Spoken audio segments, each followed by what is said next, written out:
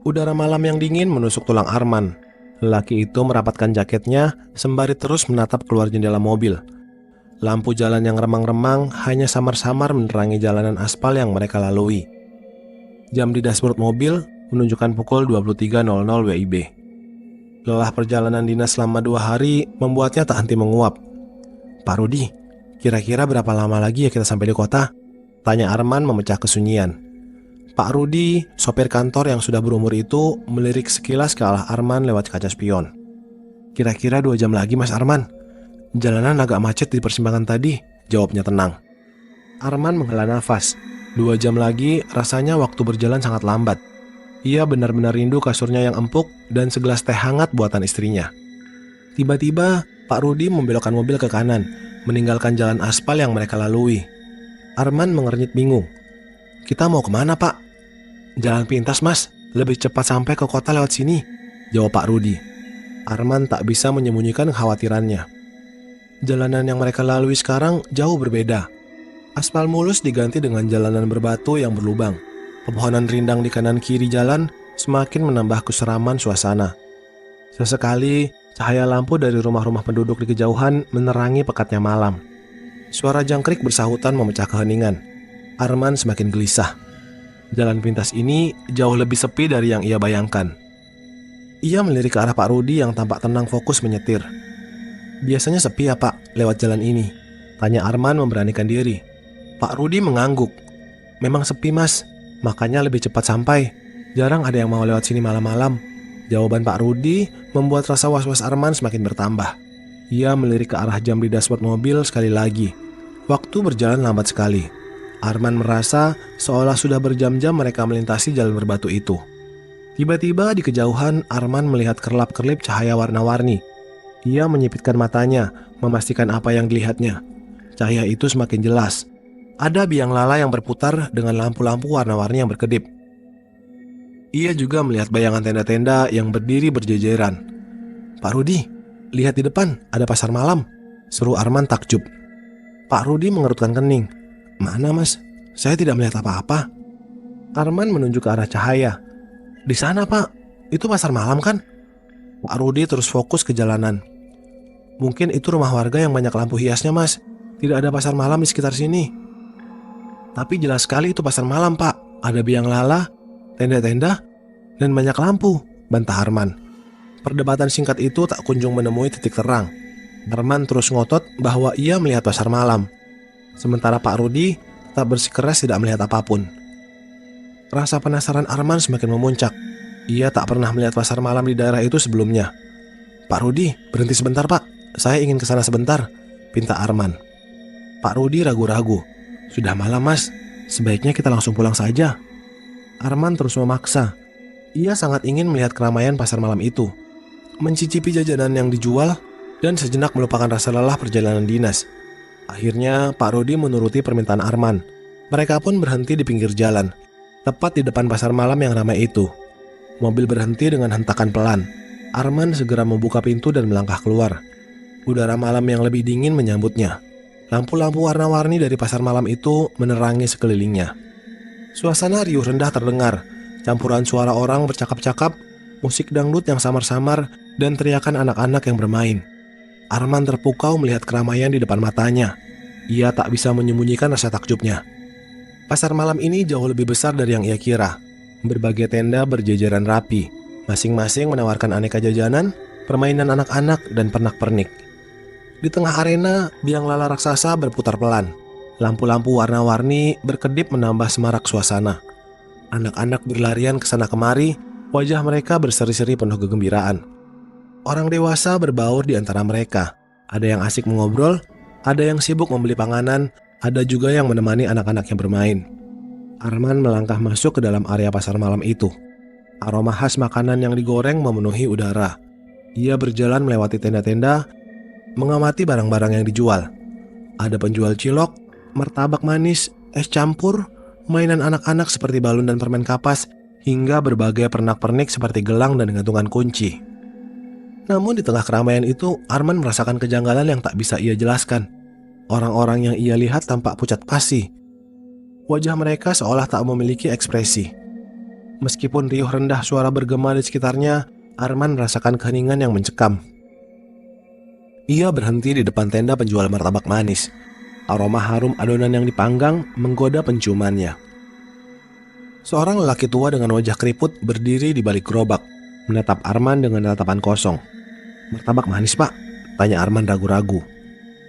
Lelaki tua itu tidak menjawab. Ia hanya terus menatap Arman dengan tatapan dingin dan datar. Arman merasa tidak nyaman. Ia memutuskan untuk beranjak pergi. Ia berjalan menuju tenda es campur, berharap mendapatkan pelayanan yang lebih ramah. Namun hal yang sama terjadi. Penjual es campur, seorang perempuan muda, juga hanya menatapnya dengan tatapan kosong tanpa merespon pertanyaan Arman. Perasaan aneh semakin menyelimuti Arman. Ia berjalan semakin dalam ke area pasar malam itu, berharap menemukan seseorang yang bisa diajak bicara. Matanya tertuju pada seorang anak kecil yang sendirian duduk di dekat biang lala. Anak itu tampak berusia sekitar 7 tahun. Ia menggunakan baju koko putih dan celana sarung. Arman mendekati anak itu dan berjongkok di depannya. "Adik sendirian? Tersesat ya?" tanya Arman dengan lembut. Anak itu mendongak menatap Arman. Wajahnya pucat dan matanya kosong. Namun ada sorot ketakutan yang terpancar di sana. "Pergi dari sini," bisik anak itu lirih. Suaranya dingin dan menusuk. "Ini bukan tempat untukmu." Arman tersentak kaget. Ia tak pernah menduga akan mendengar jawaban seperti itu dari seorang anak kecil. Perasaan takut dan bingung mulai menguasai dirinya. Ia merasa sesuatu yang tidak beres sedang terjadi di tempat ini. Suara teriakan anak-anak yang bermain dan musik dangdut yang samar-samar tiba-tiba terdengar semakin nyaring, menusuk gendang telinga Arman. Ia merasa pusing dan berkeringat dingin. Naluri untuk bertahan hidup tiba-tiba muncul. Arman harus segera meninggalkan tempat ini. Ia berdiri dan berlari menuju tempat mobilnya diparkir. Adrenalin terpacu memacu langkah Arman.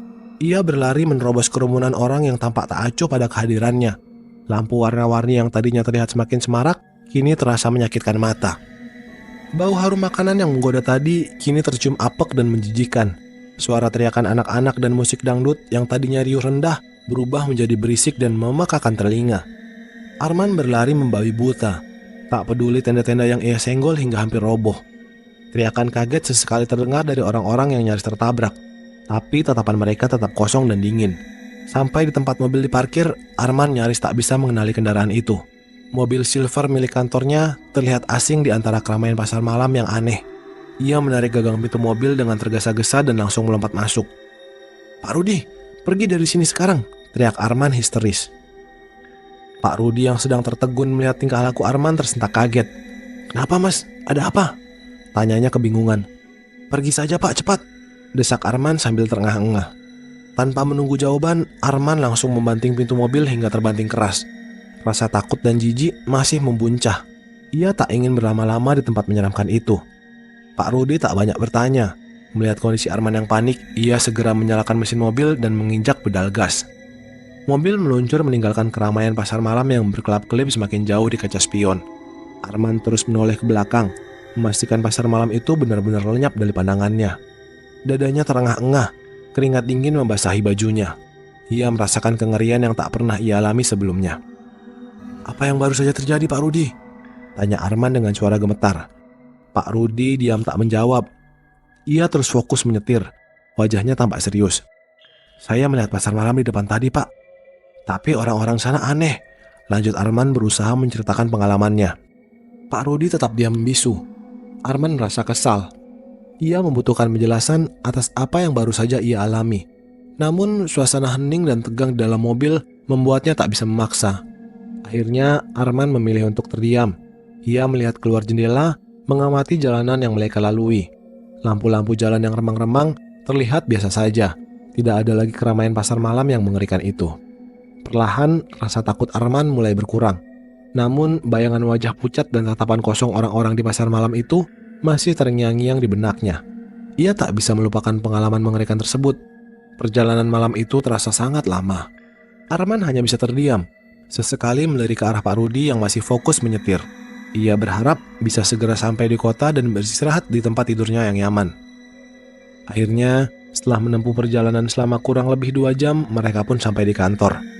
Arman segera turun dari mobil dan langsung menuju ke rumahnya. Sepanjang perjalanan pulang, bayangan pasar malam itu masih menghantuinya. Hari-hari pasca pengalaman mengerikan di jalan pintas terasa amat panjang bagi Arman. Mimpi buruk tentang pasar malam, biang lala yang berputar pelan dengan lampu remang-remang, dan wajah-wajah pucat tanpa ekspresi terus menghantuinya. Tidur malam jadi aktivitas yang menyiksa. Di kantor pun, Arman tak bisa lepas dari bayang-bayang kejadian itu. Rapat yang biasanya ia ikuti dengan fokus, kini terasa membosankan. Konsentrasinya terganggu. Ingatannya selalu melayang ke keramaian semu pasar malam hantu tersebut. Suatu malam, ia terbangun karena keringat dingin yang membasahi tubuhnya. Arman tersentak duduk di tempat tidur. Mimpi buruk kembali menyerangnya. Ia berada di tengah keramaian pasar malam hantu, dikelilingi oleh orang berwajah pucat dengan tatapan kosong. Kali ini, mimpi itu terasa lebih nyata dari biasanya. Ia bisa mencium aroma apek yang sama seperti saat ia berada di sana, dan mendengar suara-suara bisikan yang tak bisa ia mengerti. Arman terengah-engah, dadanya berdebar kencang. Ia menyalakan lampu kamar dan duduk di tepi tempat tidur, berusaha menenangkan diri. Ia memejamkan mata, mencoba mengusir sisa-sisa mimpi buruk itu. Namun, bayangan pasar malam hantu itu tetap terngiang di benaknya. Ia teringat cerita Rini tentang arwah para korban banjir yang gentayangan. Perasaan takut dan bersalah menyelimuti dirinya. Kenapa aku harus melihatnya? Apa salahku? Bisik Arman lirih. Ia teringat anak kecil yang memperingatkannya untuk pergi. Apakah anak itu memang arwah salah satu korban? Apakah kehadirannya di pasar malam itu mengganggu para arwah tersebut? Pertanyaan-pertanyaan itu berputar-putar di benak Arman. Ia merasa bingung dan tak berdaya. Perlahan Arman mulai menyadari bahwa rasa takutnya yang sesungguhnya bukanlah pada hantu-hantu di pasar malam itu, melainkan pada pengalaman mengerikan yang ia alami. Aku harus menghadapi ketakutan ini, gumam Arman pada dirinya sendiri. Ia bangkit dari tempat tidur dan berjalan menuju ruang tamu.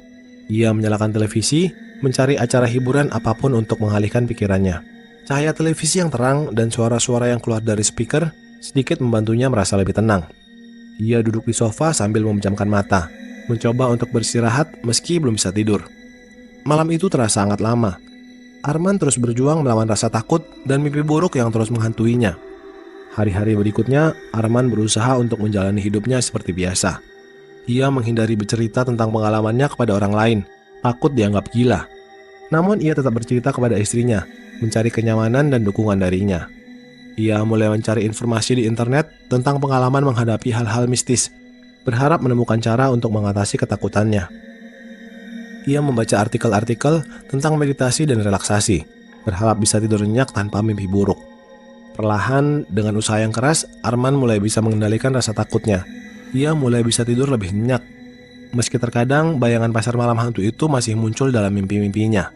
Pengalaman ini menjadi pelajaran berharga bagi Arman.